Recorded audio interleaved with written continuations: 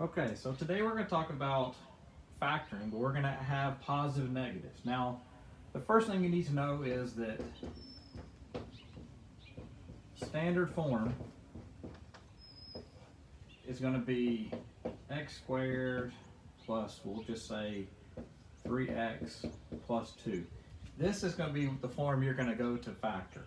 So if they give you one and it's rearranged, or like let's say they give it to you and it's 5 plus 6x plus x squared.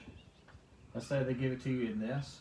When you go to rearrange it, you need to put the x squared in the front.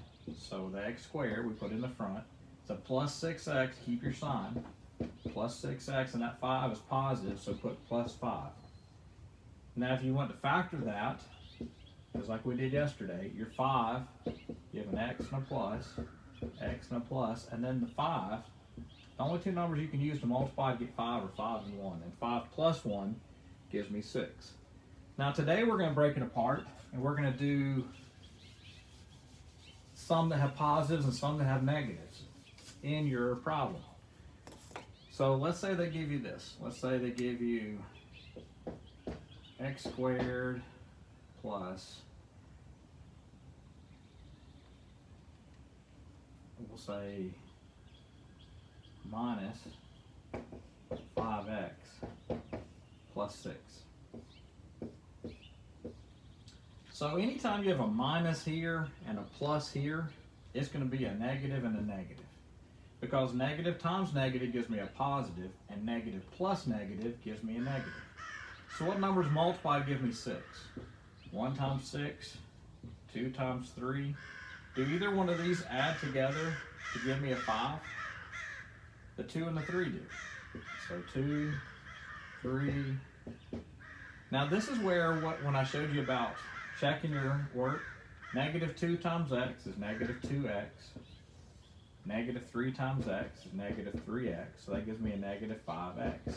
That's your middle term. What is negative 2 times negative 3? It's a positive 6, which is what we have here. So anytime you have a negative and a positive, it's going to be a minus minus. A negative and a positive is going to give you, if it's a negative and a positive in the problem, in your parentheses it's going to be a negative and a negative, because negative times negative gives me a positive. If it's a positive and a negative in your problem, then you're going to have one of each. You're going to have one of each. Okay, so if this term turns out to be, if the middle term is a plus, then your plus sign is going to have the larger number. Okay, so let's try one like that.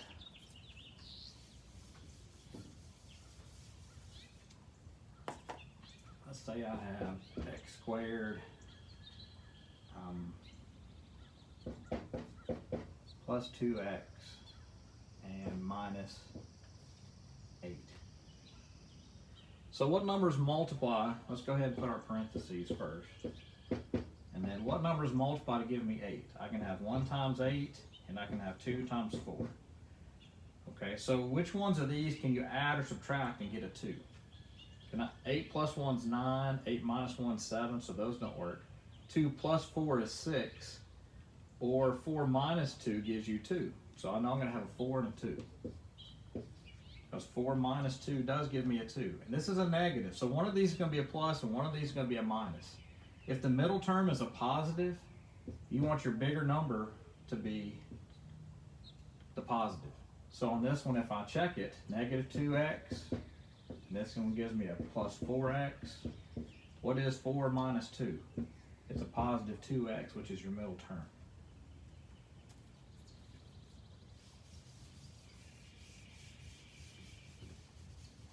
Now what about if you have one that has all negatives, like x squared minus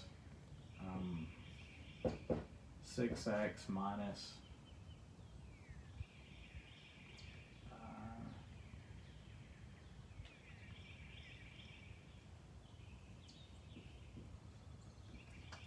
minus 5.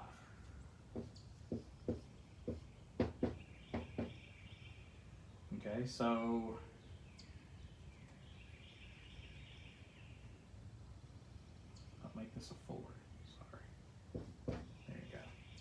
So what numbers multiply to give you a 5? You have a 1 and a 5. Can I add 1 plus 5 and get a 4? No, but I can say 5 minus 1 and get 4. But the middle term's a negative, so your larger number needs to be negative. So I'm going to make the 5 a negative and the 1 a positive. If your middle term's negative and this one's a minus, then your larger number is going to be a negative. So when I go to check it, I get negative 5x, and that's a plus 1x. Add them together, you get negative 4x, which is my middle term, negative 4x. And negative 5 times positive 1 gives me a negative 5.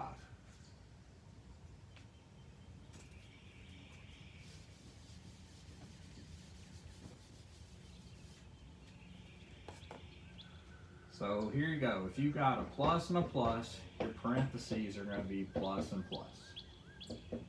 If you've got a plus and a minus, your parentheses are going to be a plus and a minus, and your larger number is going to be here. So I'm going to put LN for the larger number is going to be on this side because your middle number is a positive. If you got a minus and a minus, in your parentheses,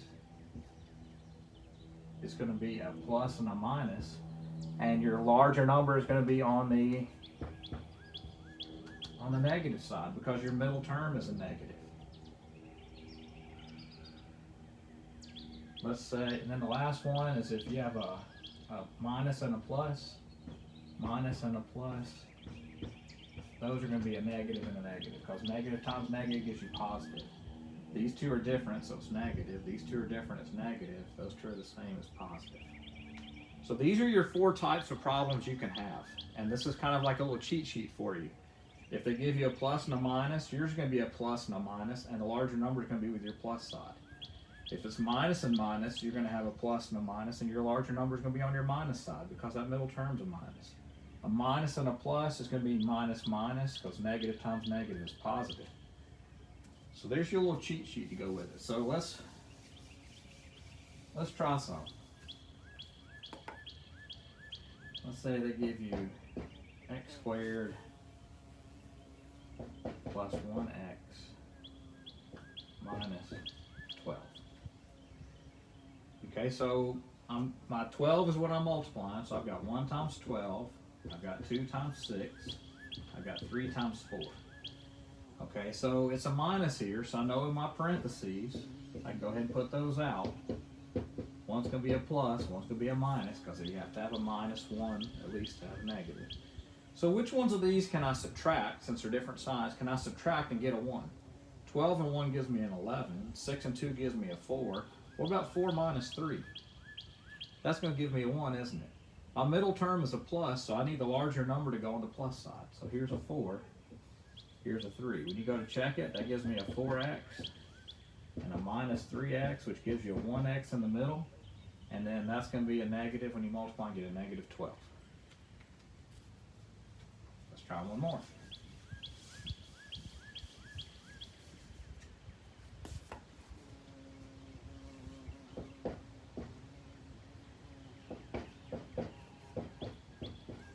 X squared minus 2x minus 15. Okay, so I know I'm going to have my x. I know one's going to be a plus, one's going to be a minus because my last term's a negative, so that means one's going to have to be a negative. 15 breaks down to 1 times 15 and 3 times 5. Since my middle term's a negative, I know the larger number is going to go on the negative side. So let's subtract. What's 15 minus 1? That's 14. That doesn't give me my middle term. What's 5 minus 3? That's 2. It gives me my middle term. Since it's a negative, your larger number goes on the negative side, and your smaller number goes on the other. So that gives you a 3x. That gives you a negative 5x. That gives me negative 2x, which is what my middle term is. Positive 3, negative 5 gives me a negative 15.